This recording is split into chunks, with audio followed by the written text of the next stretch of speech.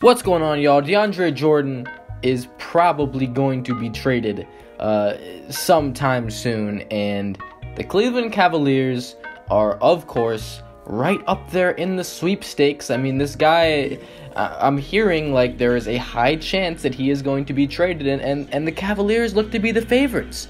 They always just need more players, and Deandre Jordan is a very valuable commodity to a team in contending mode, a team needing just one more piece. They need that big man that can protect the paint, finish a lob, finish easy shots down low, and also grab a ton of rebounds. And to be honest, a Deandre Jordan trade to the Cleveland Cavaliers, that looks to be absolutely ridiculous, because funny thing is, the Cleveland Cavaliers probably wouldn't have to give up a whole lot to get Deandre Jordan, and maybe they may have to sacrifice that pick, the Brooklyn pick that Boston gave them. And when I say that they might not have to give up anything big, I'm talking about like their star players. Usually when you have to acquire a player like Deandre Jordan or someone of his caliber, you might have to give up someone valuable to your team. However, the Cavs have quite a few players that they can offer that, may satisfy a team like the Clippers. Of course, that pick will probably have to be thrown in there, but guys like Iman Shumpert and Jay Crowder and some players from their bench maybe that aren't getting paid a whole lot, that don't play that much. I don't know. The Cavs are the oldest team in the league, so not a lot of teams are going to want a bunch of their players, but that pick definitely, will do most of the job.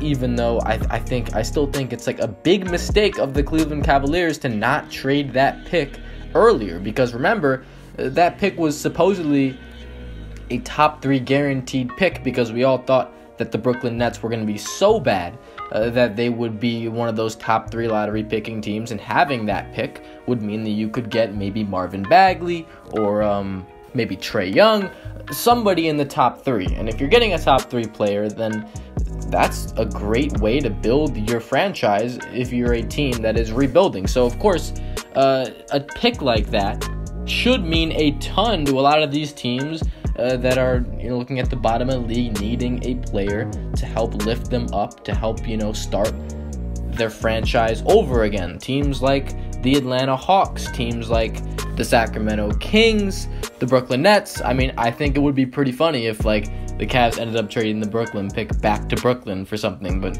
when you think about it, does Brooklyn really have anything to offer for that pick?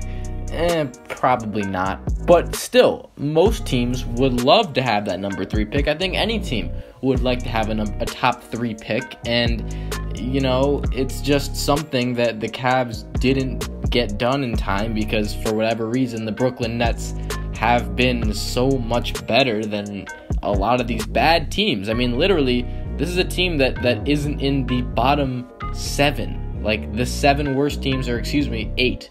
I think it's 8. The bottom 8 teams in the league are worse than the Brooklyn Nets. And that's a fact. I mean, you can go look at the standings right now. There are 5 teams in the West with a worse record than the Brooklyn Nets, and 3 in the East, and the Hornets have the same record, but the Nets are the tiebreaker. It doesn't really matter right now, but obviously the Nets at 15-23, they're not looking like one of these bottom feeder teams. I'm talking bottom 5, bottom 3 that, they're guaranteed to get you that next franchise cornerstone in the draft. So the Cavs not trading that Brooklyn pick really screwed up, because that pick could end up being like a 10th pick instead of like a 2nd pick. That's really what it could be.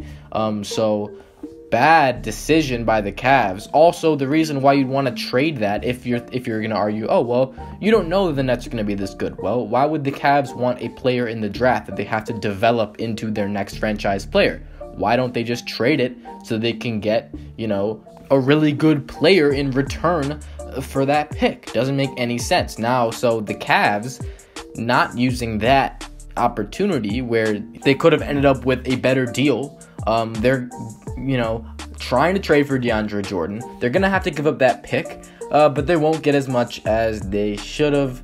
However, what do we think about this trade? Is this a good idea for the Cavs? I think that this would put the Cavs at a new level. Like, I really don't see how this wouldn't work. The only downsides to DeAndre Jordan's game are his lack of scoring ability. But on a team where you have Isaiah Thomas, LeBron James, Kevin Love, all in the starting lineup, and off your bench, you got Derrick Rose, if he's healthy, Dwayne Wade, Kyle Korver. If there's anything the Cavs don't need, it's more scoring. They can get buckets however they want. That's why they average the most points per game out of any team in the Eastern Conference. The thing is, though, the Cavs are lacking on that defensive side of the ball. And that is exactly where DeAndre Jordan helps. I mean, he's going to make guys think twice about going to the rim. He's going to get a ton of rebounds. He's a complete upgrade over their current situation, and him and Kevin Love as your big man duo is like a perfect match. It's like the exact type of 4-5 duo that you want. A guy on the perimeter shooting the ball and a guy inside, your athletic big that can defend and rebound and finish around the rim.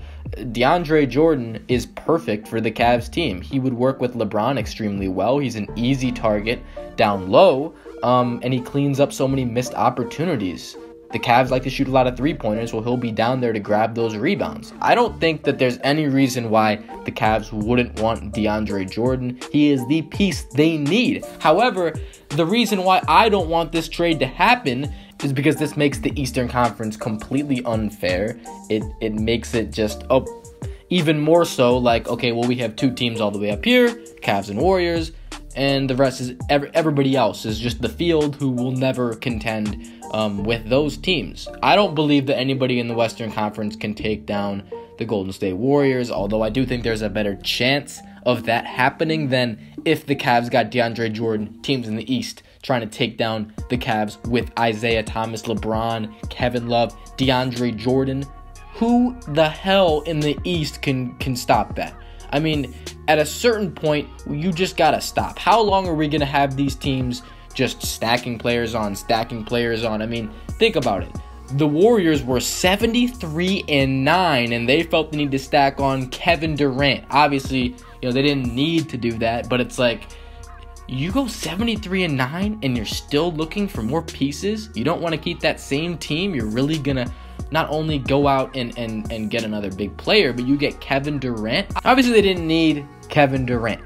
We all know that, but they did it because, hey, I mean, like, why not have more firepower? If you're a team 73-9 and you lose in the finals, can Kevin Durant hurt your team's chances of winning? You see the offense you're running, you see the way he plays, and you think, oh, well, he could fit in our system, so you get him. Can you really blame the Warriors? I don't know, but I don't like it as an NBA fan. Obviously, if you're a franchise, you want to do the best that you can at getting your team that optimal roster to win championships. And the thing that sucks about this for me is I see, Warriors lose in the finals. Even when they go 73-9, they got to get Kevin Durant. The Cavs lose in the finals, and they have to get DeAndre Jordan to, I guess, stay on the same pace as the Warriors or get ahead of the Warriors. So we're just stacking more good players on each team. I mean, soon enough, it's going to be literally every all-star is going to be on one of these two teams. We're just going to keep throwing these star players onto these teams, and it's just going to be a shit show. I mean, I don't like the way that goes. Obviously, of course, like, that wouldn't happen, but it's just the idea that this promotes. It's like, well, if you don't win, it's not about you. It's always like, oh, well, we didn't have enough people. We need more people. And that's just, I just don't like the way that rubs off on these NBA players and teams. They're trying to figure out, new ways to win, but this is just like, I just don't think that this is the answer. This is not going to help the NBA atmosphere, and it's not going to be good for the league. Who's going to watch the regular season if everybody's just stacking these teams up and there's such a gap between, like, these good and bad teams, right?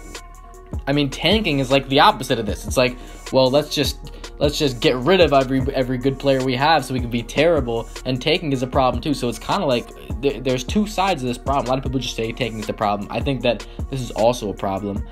So yeah, the Cavs would be better if they got DeAndre Jordan. They'd be on a new level in the playoffs, especially if people were healthy. But it just, I can't can't get on board with something like that, because the East is not interesting anymore if that happens. It's only interesting in the finals. The only good, entertaining matchup is the Cavs-Warriors at that point, because everybody's just playing for second place. Maybe the Warriors have some competition in the West, but the Eastern Conference is just going to be boring as hell if this happens, because it's just going to be like it's been. I mean, it's not going to matter. The Cavs are going to win the East anyway, and that's the worst part. That we've already seen it. Like, LeBron and the Cavs dominate the East every single year, yet they need to add Deandre Jordan. They shouldn't have to do that, but since they got beat by the Warriors, and the Warriors added Kevin Durant, they're like, okay, well, let's add more players too. But it pains me to see that this is what we're doing. How many more all-star type players around LeBron like do we need? Does he really need all this help? Does he really need more help than he has? And that goes for everybody on the Warriors too, like 73 and 9. Do you really need more people? I